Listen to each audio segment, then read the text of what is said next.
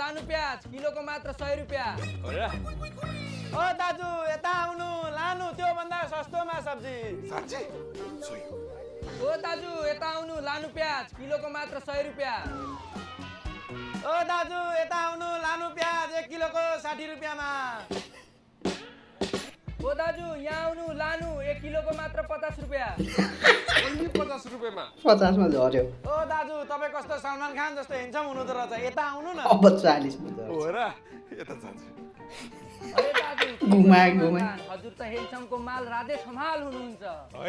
सही कुरा यता। दाजु यता आउनु मेरो सब्जी फ्रेस छ।